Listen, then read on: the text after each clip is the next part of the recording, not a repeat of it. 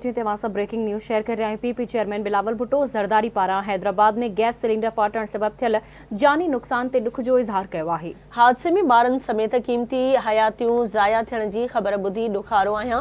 बिलावल भुट्टो ज़रदारी जो चवणु आहे यकीन आहे त ज़ख़्मियुनि जे बहितर इलाज में का कसर न छॾी वेंदी। पीपी चेयरमैन जो चवणु आहे लाॻापियल अख़्तियारियूं मामले जी जांच कनि।